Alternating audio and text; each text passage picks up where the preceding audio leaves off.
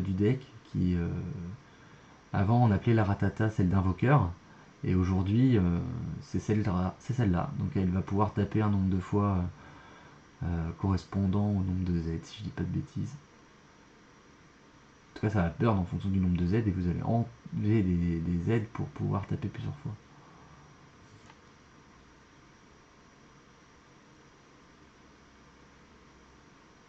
Alors, une première Time Magic qui est chargée, une Time Magic est une carte très importante pour le jaune aujourd'hui.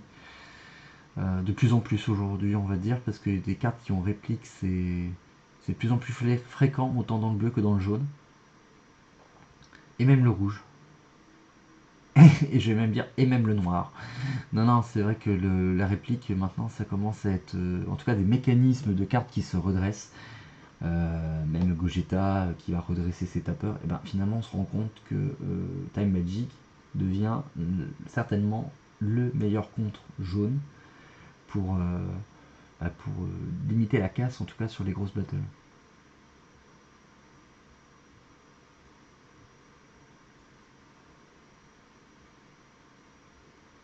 Voilà, dans vert, Nanin le dit avec son Goku drop 8 qui se redresse, qui a triple réplique.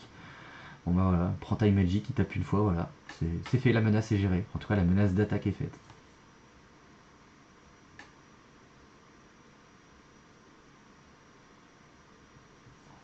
Un compte qui a pris la place de Quinto, parce qu'avant on préférait Quinto, ce qui était logique, hein. Et Quinto qui a été joué par Nicolas tout à l'heure, qui permet de limiter le nombre d'attaques dans le tour par les battles, donc qui ne va pas limiter les attaques leader ni unisson. Mais en tout cas, les battles ne pourront taper plus qu'une seule fois après, et donc c'était très fort pour les decks qui avaient tendance à faire beaucoup de board, comme on l'a vu tout à l'heure avec Valentin.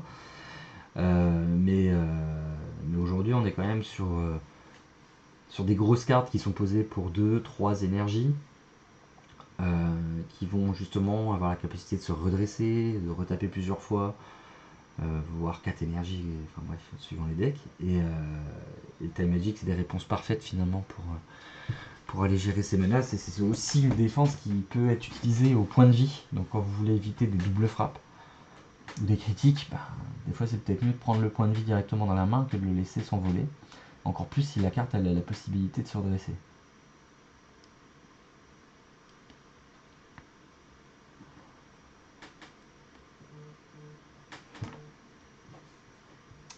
Ah, je vous laisse quelques instants.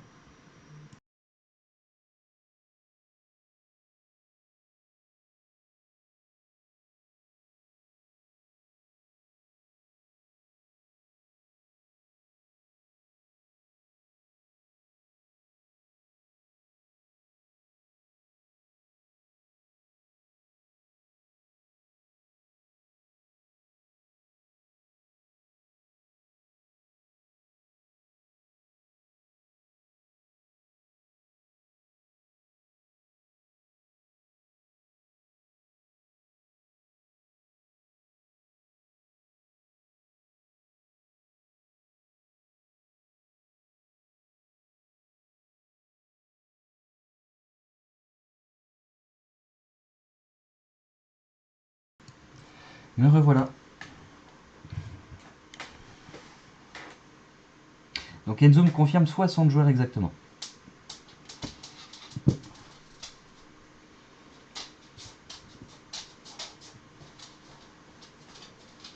Donc là on voit la mécanique du U7 se mettre en place.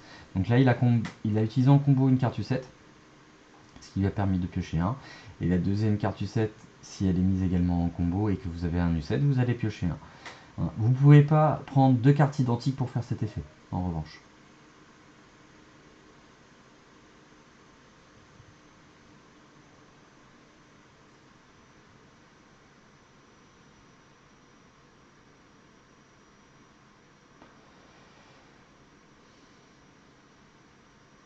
Ok, Végéto CP qui va être joué. Végéto CP qui va nécessiter à Alex d'engager des cartes pour pouvoir taper. Bon.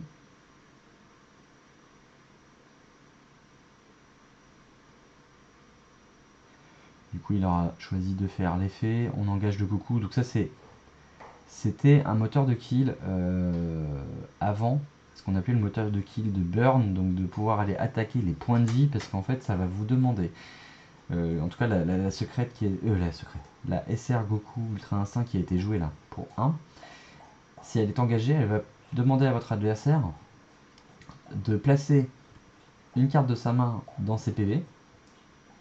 C'est un choix, il n'est pas obligé de le faire. Et ensuite de prendre un de ses PV et le mettre à ses Z d'énergie. Ce qui veut dire que techniquement vous n'enlevez aucun point de vie, vous faites juste un -1 dans sa main. Et en gros il va remplacer un de ses points de vie par une de ses cartes de sa main. Et une de ses cartes de ses points de vie va juste aller en Z d'énergie. Donc jusque là, ok. Donc c'est entre guillemets du end control, si vous voulez aller par là. Mais il a à sa disposition une carte qu'il ne pourra faire qu'une seule fois, de pouvoir burn un PV. Et ça, avant, c'était joué de façon très mécanique dans U7. Je dis pourquoi avant, c'est parce que justement, lors de la dernière ban, il y a eu justement des changements sur cette carte-là. Et avant, vous pouviez, si vous possédiez 4 fois la Z extra, aller burn jusqu'à 4 PV, tout simplement. Parce que la Z extra disait que si un des points de vie était géré de cette façon-là, vous en enlevez un. Donc en gros, vous aviez la possibilité d'aller enlever 2 points de vie, en tout cas un qui allait être interchangé avec la main et l'autre qui allait vraiment être enlevé. Donc c'était très très très très dur pour les joueurs d'affronter ça. Donc côté Alex, on se met en place tout simplement avec une Z extra qui va pouvoir permettre d'augmenter la puissance de ses Goku. Jusque là, on prend pas trop de risques, on a toujours 6 PV. Pour Sébastien, un premier Bardock de mise en jeu.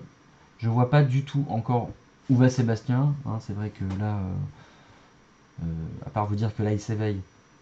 Donc il n'a pas fait le choix de s'éveiller au tour 2. Hein, je vous disais que ça pouvait s'éveiller tour 2. C'est peut-être qu'il n'a pas voulu ou qu'il n'a pas pu, je sais pas.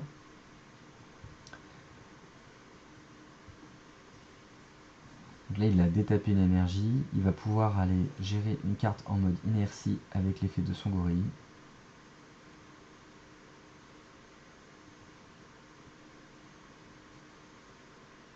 Il ne pouvait pas s'éveiller tout simplement. Parce que quand on regarde ses énergies, on voit un gorille, on voit un EB1, bien évidemment l'énergie marqueur qui ne sera pas pris en compte. Et donc là il s'éveille avec ses Z d'énergie, son terre. Hop, la mécanique du 7, on combo, on remet un U7, on pioche, et on repioche. Ce qui vous permet de défendre et d'attaquer à 25 000 en se disant j'ai pas utilisé de ressources. Donc on est dans une game de setup de toute façon pour U7. Son objectif à lui, ça va être de remplir sa zone de Z d'énergie, donc la zone que vous voyez en bas, juste en dessous de son Z deck. Vous voyez, si vous voyez bien son leader, je parle pour les personnes qui connaissent pas le jeu évidemment, parce qu'il peut y avoir toujours des débutants ou des gens qui viennent de commencer. Vous avez votre leader avec votre zone de points de vie, et juste en dessous, donc si vous êtes en face du tapis à la gauche, vous allez avoir un tas de cartes qui est posé de façon distincte pour Alex, qui en fait représente sa zone de Z énergie. Et c'est avec ça qu'il va en fait faire fonctionner toute sa mécanique de jeu pour jouer des Z extra, donc qui vont être dans le petit Z deck juste au-dessus, appelé extra deck pour d'autres jeux. Donc ces Z extra, mais également utiliser les effets de ses finishers. Donc c'est vraiment, lui il va vraiment baser tout son jeu sur le fait d'alimenter cette zone le plus possible.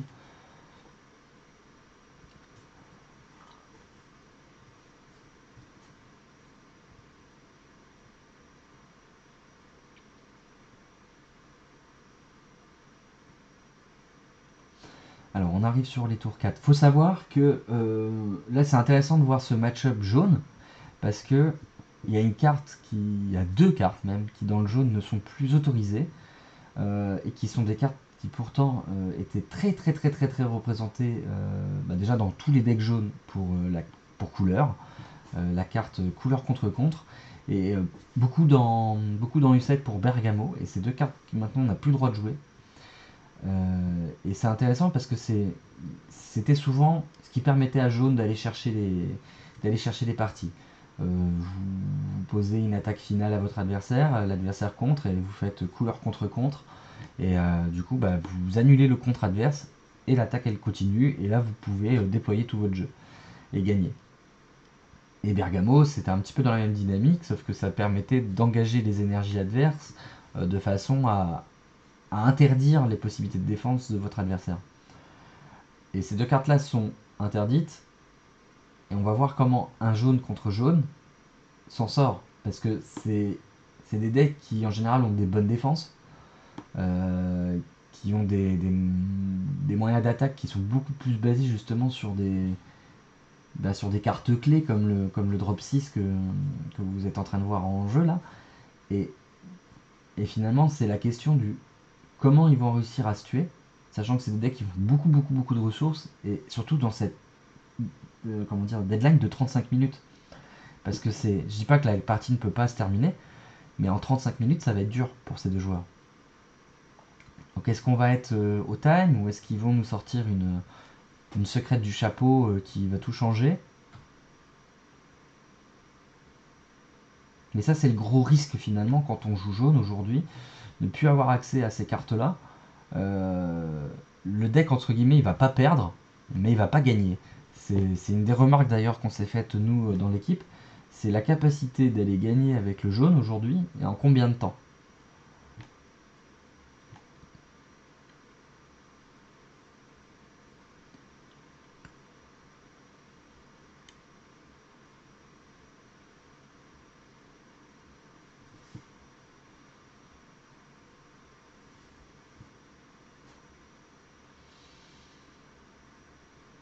Vous voyez, 4 énergies de la part des deux joueurs.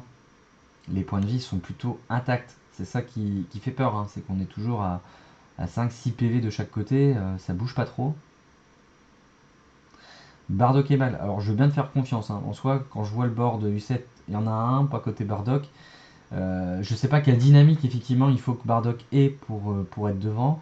Ce qui est sûr, c'est qu'en termes de board aujourd'hui, de représentation de board, U7 en a un et pas Bardock. Donc ça. Après, ça veut pas dire que. Je parle pas forcément de cette partie-là, mais pour certains decks, vous pouvez très bien avoir un board vide et ça posera pas de problème, hein. Parce que c'est pas forcément votre board qui déterminera, en tout cas votre board à un instant T qui déterminera la suite de la partie. Mais là, c'est vrai qu'en match de jaune, en général, c'est celui qui a le plus en main, le plus sur le board, hein. C'est quand même comme ça que ça marche. Alors, oui, c'est bien que t'en parles, Scott. C'est vrai que j'en ai pas parlé. Il n'y a pas Bergamo, mais il y a SR pour Unga. Le jaune a, entre guillemets, gagné ça.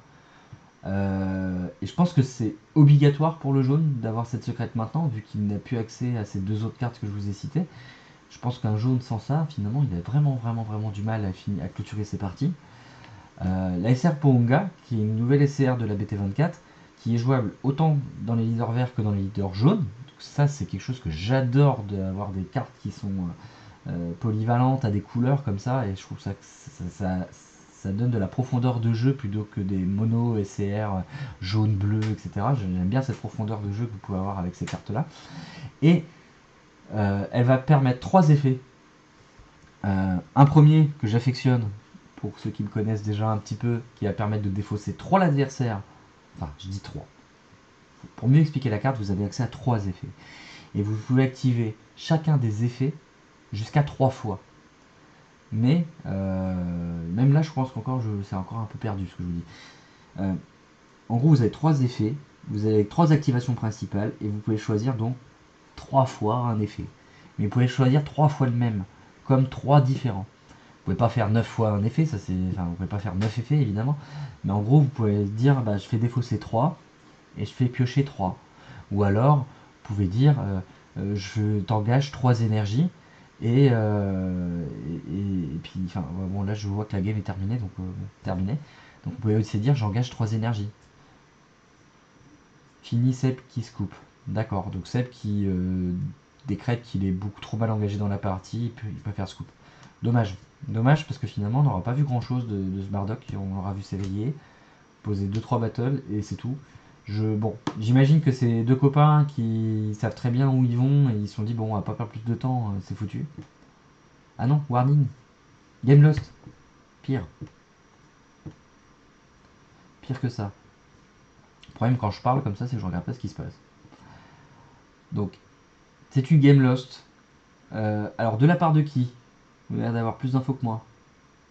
Petit souci de play, d'accord. Et de la part de qui du coup?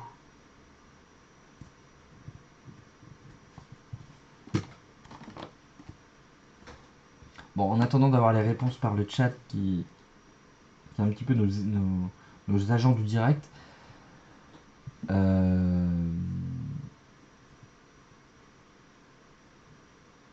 bon, on aura la réponse s'il y a eu des game loss, des warnings ou si juste il a concédé parce qu'il savait qu'il pouvait plus gagner. On le saura très prochainement, je pense. Euh, pour en revenir à cette SR pour Honga, aujourd'hui, c'est la profondeur de jeu qu'elle va donner